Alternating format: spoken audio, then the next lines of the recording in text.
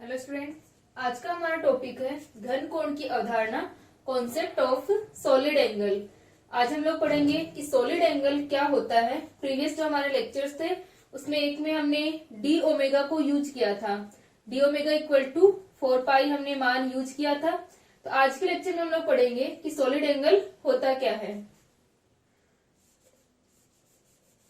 तो जिस प्रकार पहले हम एंगल को डिफाइन करते हैं कि एंगल क्या होता है। जिस प्रकार हमारे पास में द्विविमीय ज्यामिति के अंदर 2 डायमेंशन के अंदर कोई सर्कल है, इस सर्कल का मान लेते हैं कोई आर्क है, ठीक है।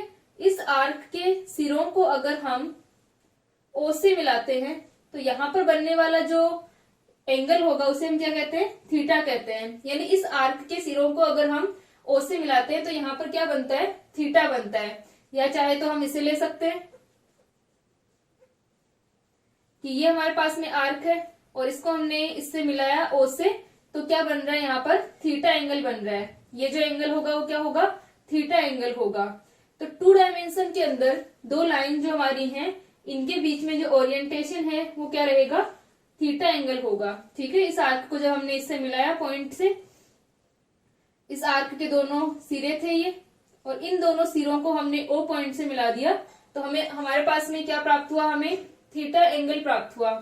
अब इसी प्रकार जैसे कि हमने आर्क के सिरों को O से मिलाया तो हमें थीटा प्राप्त हुआ है, वैसे ही 3 डायमेंशन के अंदर 3D के अंदर क्या होगा कि किसी सरफेस की जितनी भी हमारे पॉइंट्स हैं, सरफेस की बाउंड्री जो है उनको हम क्या मिला दें, किसी एक पॉइंट से मिला दें तो क्या बनेगा, यहाँ पर जो एंगल बनेगा उसे हम क्या कहते हैं, सॉलिड एंगल कहते हैं। जैसे कि हम यहाँ पर देख सकते हैं तो 3D के अंदर किसी भी सरफेस, किसी भी पृष्ठ के, जैसे मान लो हमारा कोई भी पृष्ठ है, उस पृष्ठ के सभी बिंदुओं को हम क्या करें, किसी पॉइंट O से मिलाते हैं तो यहाँ पर जो बनने वाला एंगल होगा इस पॉइंट O के ऊपर, इस पृष्ठ के द्वारा, इस सरफेस के द्वारा पॉइंट O पर बनने वाला जो कोण होगा उसे हम क्या कहते हैं, सॉलिड एंगल डी ओमेगा कहते हैं। यानी 3D के अंदर बनने वाला जो एंगल होगा वो क्या कहलाता है, सॉलिड एंगल डी ओमेगा कहलाता है।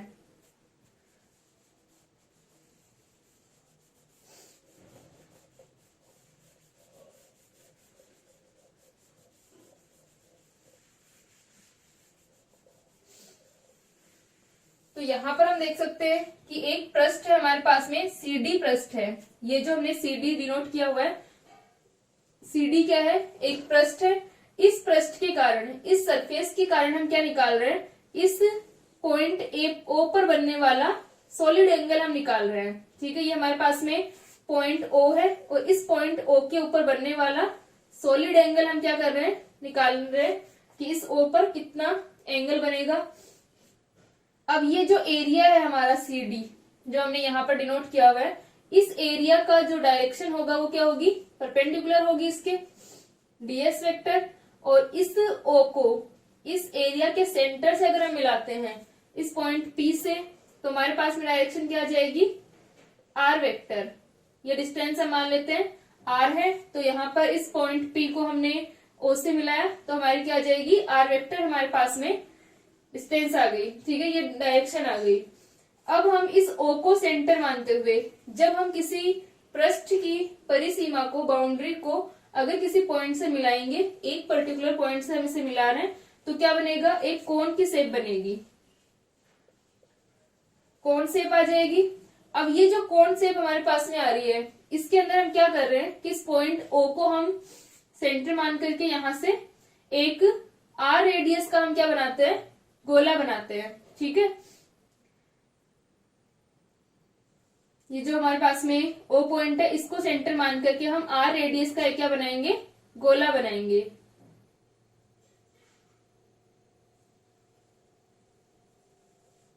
तो यहाँ पर हम जो देख सकते हैं, ये वाला जो हमारी सरफेस है AB, जो हमारी सरफेस आ रही है,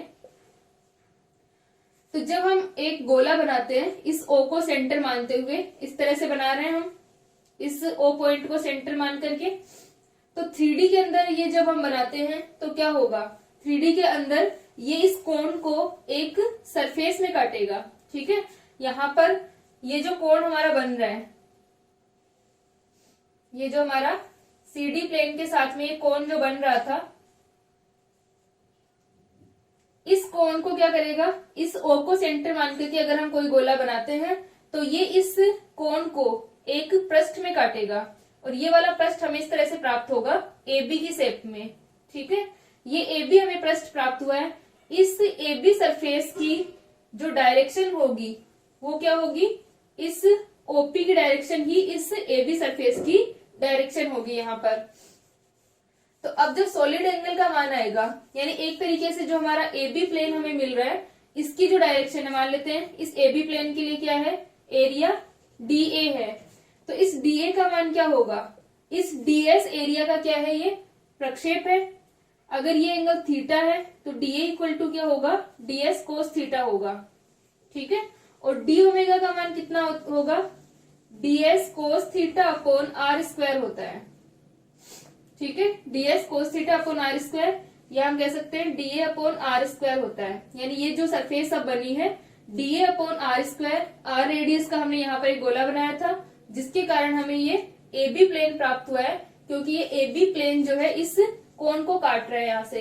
ठीक है, तो D ओमेगा का मान DA अपॉन R स्क्वायर हो जाएगा।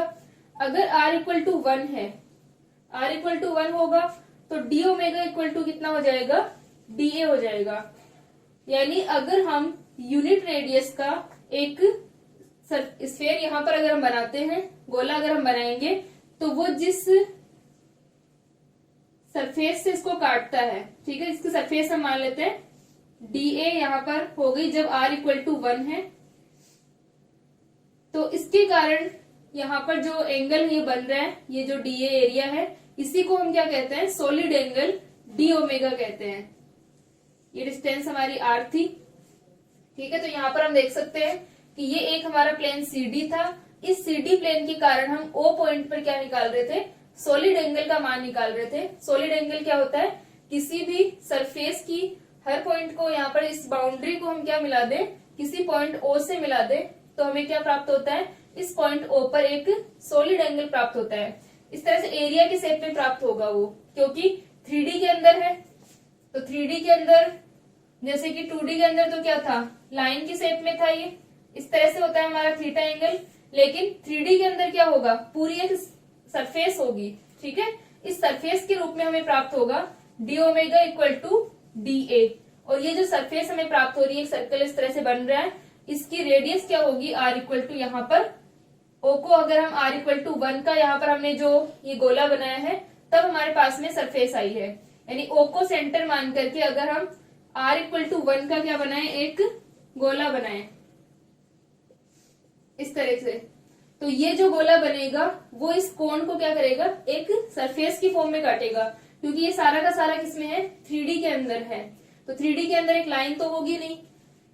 जैसे मान लो हमारे पास में कोई बॉल है या कोई फुटबॉल वगैरह हमारे पास में है, तो इसके ऊपर अगर कोई एरिया इस तरह से काट रहे हैं और इस एरिया को हमने क्या मिला दिया,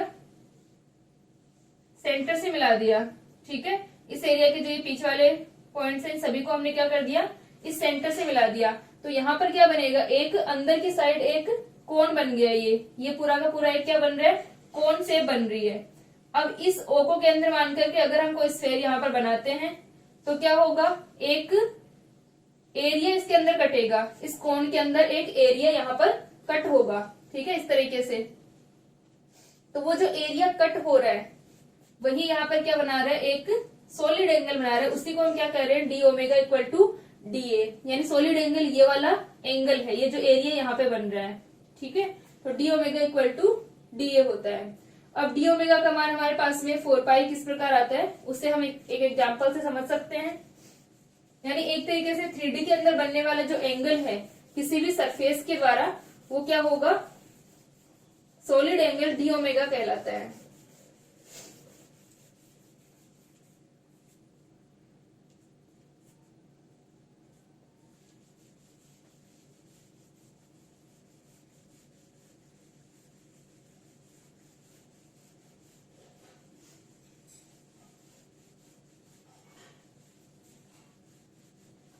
डी ओमेगा का जो मान होता है वो एरिया अपॉन जो दूरी है उसका स्क्वायर होगा। D omega equal to D S cos theta upon R square होगा। ठीक है, ये जो हमारा डी एस कोस थीटा क्या है, ये जो डी एस यहाँ पर प्लेन था इसका प्रोजेक्शन है इस ओ की डायरेक्शन में। तो D omega equal to D S cos theta upon R square होता है। अब हम इसको एक एग्जाम्पल ले रहे हैं।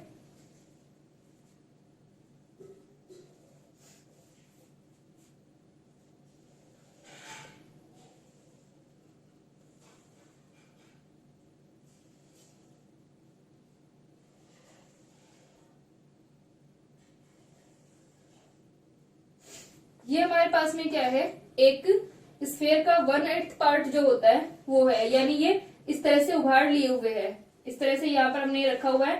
तो यहाँ पर जो 8वां भाग है उसी को हमने ये शो किया हुआ है इस तरीके से। अब इसके अंदर हम क्या बनाते हैं, एक प्लेन लेते हैं। मान लो हमने PQRS एक प्लेन ले लिया। अब इसको हमने यहाँ पर एक सरफेस ले ली हमने PQRS। ये इस तरीके से एक सरफेस है।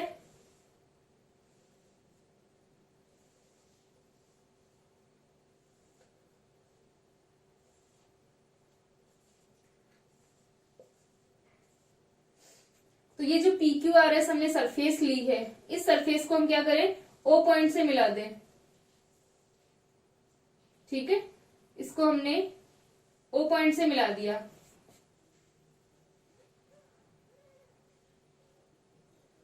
एक बार हम इन्हीं पॉइंट्स को शो कर रहे हैं, P और Q जो हमारे P और S को। तो यहां से हमने इसको O पॉइंट से मिलाया। तो जब हम इसको O पॉइंट से मिलाएंगे तो ये कोण यहाँ पे बन रहा है और यहाँ पर जो बनने वाला एंगल होगा वही क्या होगा, डी ओमेगा होगा।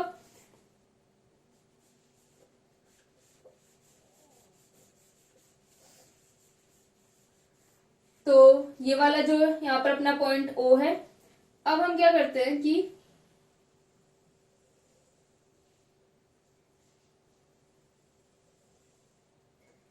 इस सरफेस को हम इस तरह से मिला रहे हैं। ये जो लाइन हम ड्रॉ कर रहे हैं वो क्या है, इसकी सरफेस के ऊपर है, इसलिए इसके हर पॉइंट इस O से क्या होगा, R डिस्टेंस पर ही होगा, क्योंकि इसकी जो रेडियस है वही होगी। ये इसकी R रेडियस है, ये वाला एंगल थीटा है और ये वाला एंगल डी थीटा है। ठीक है, अब जो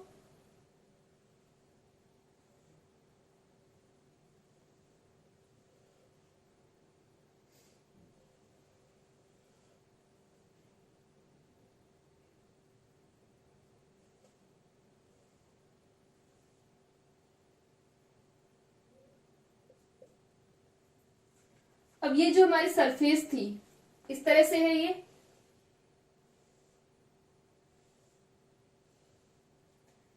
ये जो स्फेयर का पार्ट था इसकी सरफेस पे हमने ये इस तरह से एक ये सरफेस एलिमेंट हमने लिया था PQRS और इस सरफेस एलिमेंट को हमने इस तरह से O से मिलाया था।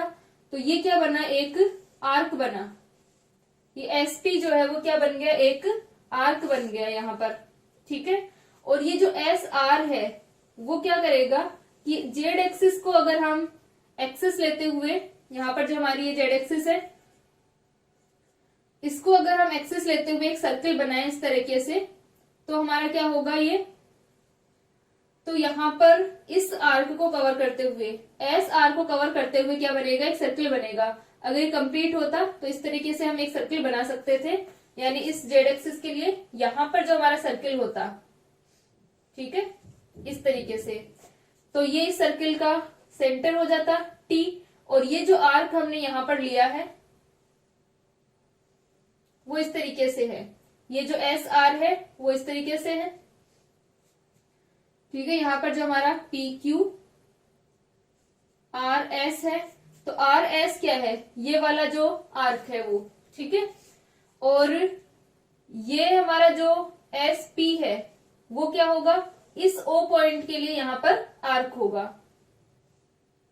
तो इस तरीके से हमारी ये सरफेस ली हुई है, सरफेस एलिमेंट जो हमने लिया है PQRS वो इस तरीके से हमने ले रखा है।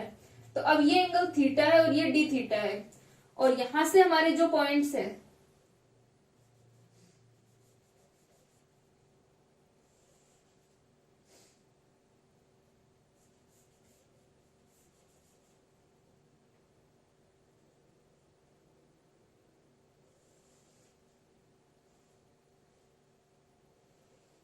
ये वाला एंगल फाई है और ये एंगल डी फाई है।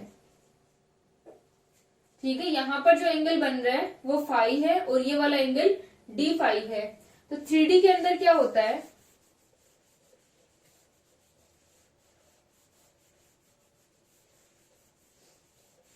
थ्री डी के अंदर अपने पास में एक तो एंगल होता है थीटा, एक एंगल होता है फाई। थीटा एंगल होता है जेड एक्सिस से बनने वाला एंगल।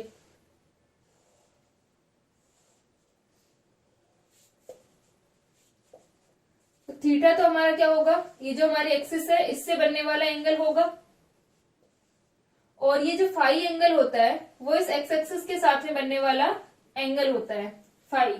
ठीक है, तो ये जो एंगल होगा ये तो क्या करता है, वेरी करता है 0 to 2 पाई। यानी मान लो हमारे पास में कोई बॉल है, अगर हम इसको बीच से काटते हैं तो हमें क्या मिलेंगी, दो सरफेस हमें इस तरीके से मिलती हैं। एक तो हमारा इस तरीके से पार्ट होगा, एक हमारा पार्ट क्या होगा, इस तरीके का होगा।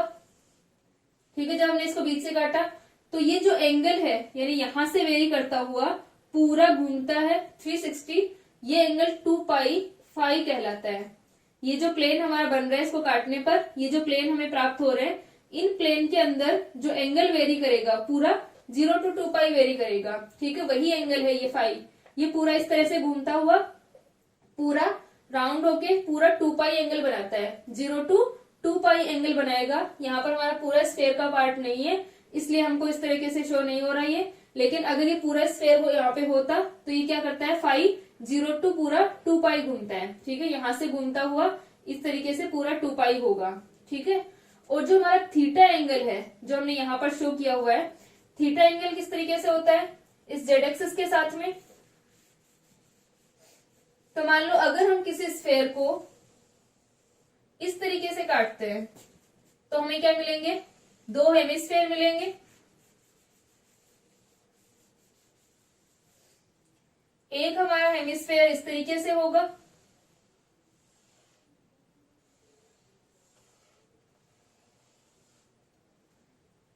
और दूसरा इस प्रकार होगा।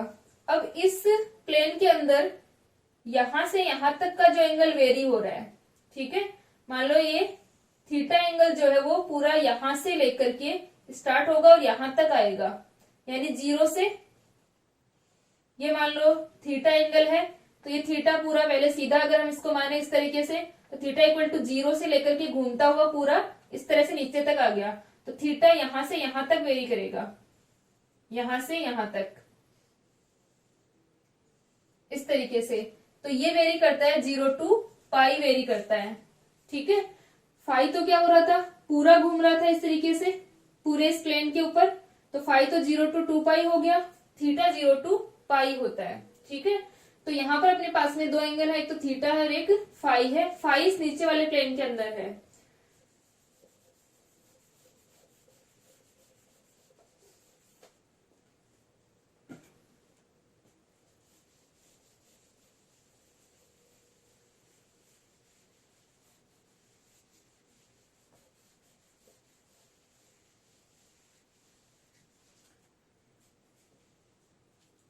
तो अब जो यहाँ पर हमारा PQRS सरफेस थी वो आपको समझ में आ गई होगी कि जो हमारा SR है वो इस तरीके का जो सर्कल बनता उसका आर्क है, और जो SP है वो यहाँ पर सर्कल जो यहाँ पर जो हमने आर्क बनाया है इस तरीके से है ये।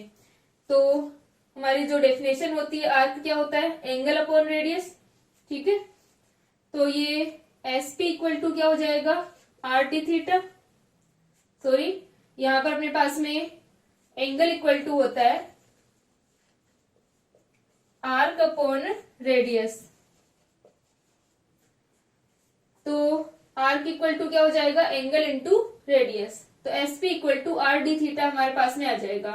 ठीक है, क्योंकि ये एंगल कितना बन रहा है, डी थीटा, और ये आर्क इस तरीके से है हमारा, तो ये आ गया डी थीटा आ गया, क्योंकि ये डी थीटा है।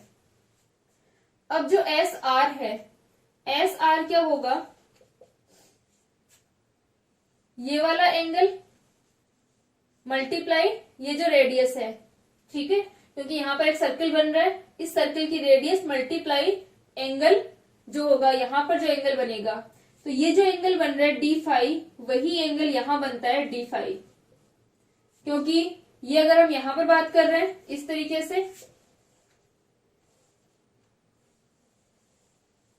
ये एंगल यहां से पूरा 0 से लेकर के पूरा 2 पाई, और ये जो हमने यहां पर बनाया है वो क्या है, थोड़ा सा इसमें एक्स एक्सिस में ऊपर है, इसमें जेड एक्सिस में थोड़ा सा हमने ऊपर ले लिया है। तो ये वाला एंगल अगर फाई है तो ये भी फाई है, ये अगर डी फाई है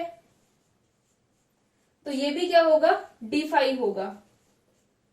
ये सिर्फ इस तरीके से है कि एक हम यहां पर ले रहे हैं, दूसरा यहां पर ले रहे हैं, तो ये इस तरीके से जो एंगल ये यहां बन रहा है वही का वही ऊपर बनेगा, तो ये डी फाई, तो ये भी डी फाई।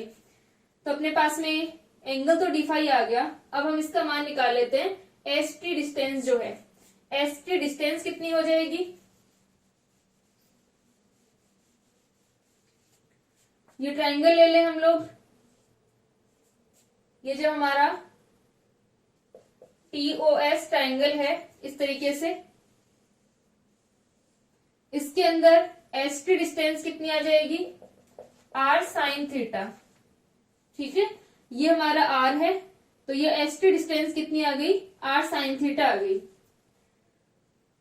ठीक है, क्योंकि वैसे भी चाहे तो आप ट्राइंगल के हिसाब से यहां पर निकाल लो, या ये वाला हमारा आर कोस थीटा होगा, तो नीचे की साइड हमारा आर साइन थीटा बनता है और ऊपर भी वही होगा, तो S T equal to R sine theta अपने पास में आ जाएगा। तो एस आर का मान क्या आ गया, एस टी क्या है, ये रेडियस है, तो रेडियस इंटू एंगल, तो ये आ गया R sine theta D phi. तो एस आर का मान हमारे पास में आ गया R sine theta D phi. तो अब जो हमने पी क्यू आर एस की सरफेस ली थी,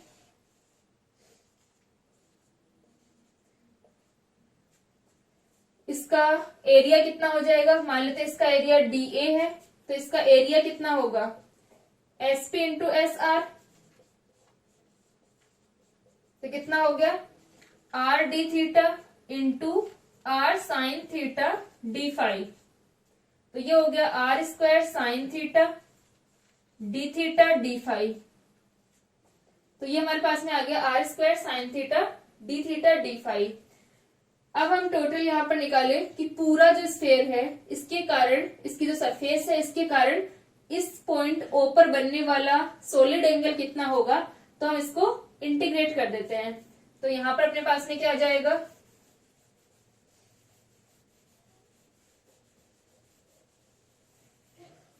solid angle D omega equal to integration, ये जो हमने यहाँ पर तो हमने एरिया एलिमेंट लिया था, अब हम पूरे जो सरफेस है, इस सरफेस, यहाँ पर हमने सरफेस एलिमेंट लिया था, और पूरी सरफेस के कारण इस ऊपर बनने वाला जो टोटल एंगल होगा सॉलिड एंगल डी ओमेगा, वो कितना हो जाएगा, R square sine theta D theta D phi equal to, और डी थीटा की हमारी लिमिट 0 टू पाई होगी और डी फाई की लिमिट 0 टू 2 पाई होगी। ठीक है, क्योंकि थीटा वेरी करता है 0 से पाई और फाई जो होगा वो वेरी करेगा 0 टू 2 पाई। तो ये हमारे पास में सॉलिड एंगल का मान आ जाएगा। तो यहां पर हम इंटीग्रेट कर रहे हैं इसे, तो आर स्क्वायर साइन थीटा का क्या हो जाएगा, कोस थीटा, और लिमिट क्या है 0 टू पाई डी फाई। पहले हम चाहे डी फाई को यहां पर इंटीग्रेट कर दें,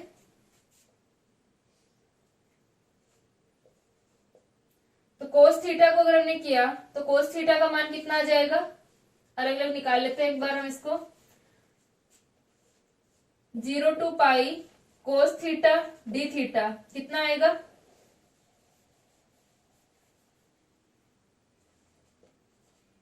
साइन थीटा का हो जाएगा माइनस का कोस थीटा, और लिमिट है 0 टू पाई,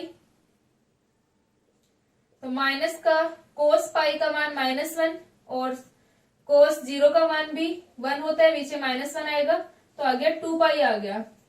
ठीक है, और अगर हम डी फाई को इंटीग्रेट करें, 0 टू 2 पाई, डी फाई का मान क्या होगा, फाई, और 0 टू 2 पाई, तो ये हो जाएगा 2 पाई।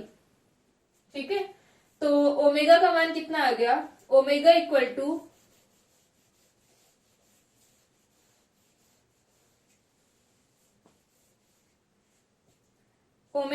हमारे पास में आ जाएगा आर स्क्वायर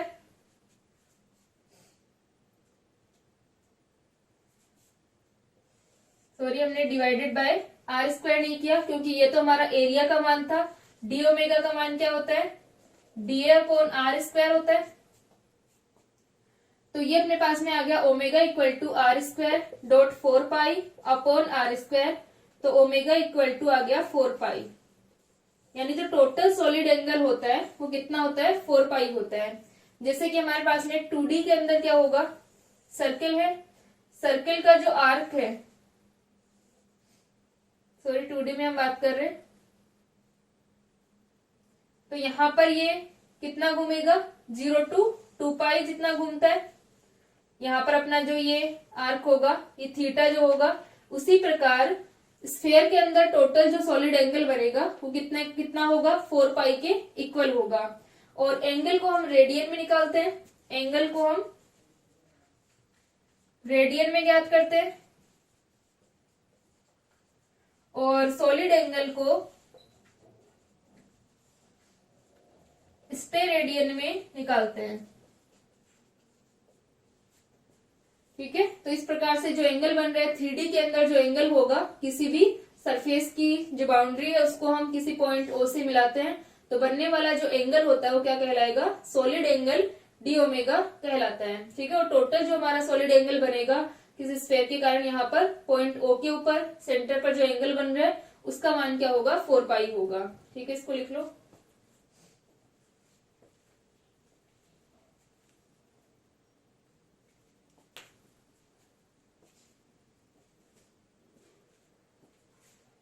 मैंने इस टॉपिक को लिखवाया नहीं, आपको नोट्स दे दूंगी मैं इसके। अब हम लोग एक दो एक्सरसाइज करते हैं कर्ल और ग्रेडियंट और डाइवर्जेंस पर।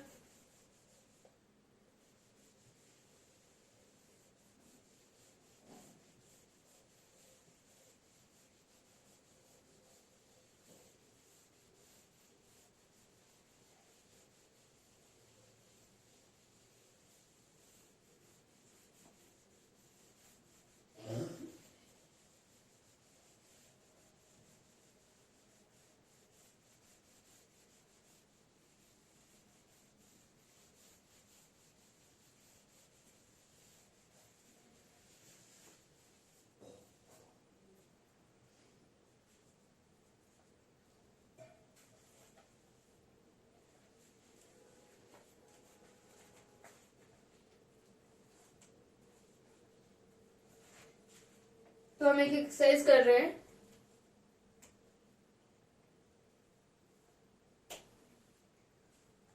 हमें प्रूव करना है, सिद्ध कीजिए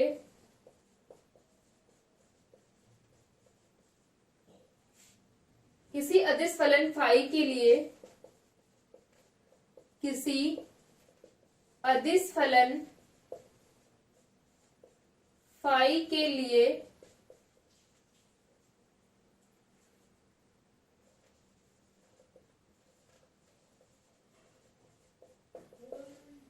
curl of gradient of phi equal to 0 होता है। ठीक है, तो हमें क्या प्रूव करना है कि किसी स्केलर फंक्शन फाई के लिए curl of gradient of phi equal to 0 होगा, यानी जो हमारा स्केलर फंक्शन फाई है उसका हम ग्रेडियंट निकालें और उस ग्रेडियंट का अगर हम कर्ल लेते हैं तो मान क्या आएगा, 0 आएगा। ठीक है, तो हम इसको प्रूव करें। पहले हम क्या निकाल लेते हैं, ग्रेडियंट ऑफ फाई को निकाल लेते हैं। तो ग्रेडियंट ऑफ फाई का मान क्या हो जाएगा, ग्रेडियंट ऑफ फाई हम कैसे निकालेंगे, डेल ऑपरेटर की फॉर्म में हम इसको लिख लेंगे। डेल ऑपरेटर क्या होता है, ग्रेडियंट ऑफ फाई को हम क्या लिख सकते हैं, डेल डॉट फाई, और डेल ऑपरेटर का मान अगर हम लिखेंगे तो यह आ जाएगा i cap del phi by del x plus का जे cap del phi by del y plus का k cap del phi upon del z. ये हमारे पास में आ गया। अब हमें निकालना है curl of gradient of phi. तो कर्ल हम कैसे निकालते हैं, curl of gradient of phi का मतलब है कि अब हमारे पास में जो ग्रेडियंट ऑफ फाई का मान आया है उसे हमें क्या लेना है, उसका हमें कर्ल लेना है। तो कर्ल को हम कैसे लिखते हैं, क्रॉस प्रोडक्ट होता है यहाँ पर, और ये ग्रेडियंट ऑफ फाई है। तो ग्रेडियंट ऑफ फाई का मान हमारे पास में है, उसका हमें डेल ऑपरेटर के साथ में क्रॉस प्रोडक्ट लेना है। तो ये हो जाएगा del cross i cap del phi by del x plus का जे cap del phi by del y plus का k cap del phi upon del z. और जो हमारा डेल ऑपरेटर होता है इसका मान क्या होता है, i cap del by del x plus का जे cap del by del y plus का k cap del by del z. ये हमारे पास में डेल ऑपरेटर का मान होता है। तो हम क्या करें, डेल ऑपरेटर के साथ में ग्रेडियंट ऑफ फाई का क्रॉस प्रोडक्ट हमें लेना है। तो हम क्या लिख सकते हैं, i cap j cap k cap del by del x del by del Y del by del Z del phi by del x del phi by del y और del phi by del z. तो ये यहाँ पर अपने पास में क्या आ गया कि इसका हमें क्रॉस प्रोडक्ट लेना है। तो हमने इसको मैट्रिक्स फॉर्म में लिख लिया। डिटरमिनेंट यहाँ पर जो आएगा वो क्या हो जाएगा, कर्ल का मान हो जाएगा। तो इसको हम सोल्व करें,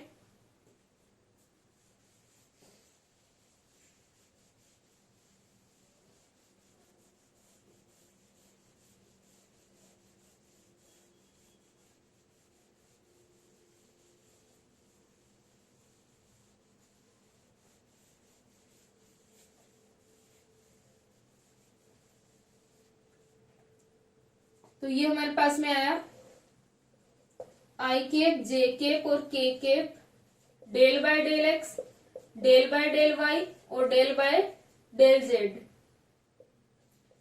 del phi by del x del phi by del y और del phi by del z. तो ये हो जाएगा i cap del by del x और सॉरी आई केप हम निकाल रहे हैं। तो ये आ जाएगा आई केप, डिटरमिनेंट निकाल रहे हैं हम यहाँ पर इसका।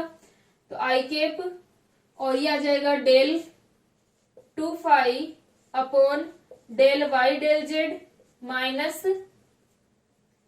Del square phi del Z del Y minus का जे केप।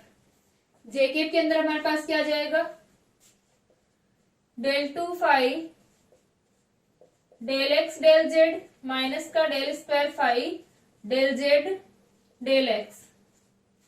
इसी प्रकार प्लस का के केप। तो के केप के लिए हमारे पास क्या आ जाएगा, del square phi upon del x del Y minus का del square phi del Y del x. ठीक है, डेल एक्स डेल वाई और डेल वाई डेल एक्स, ये हमारे पास में मान आया।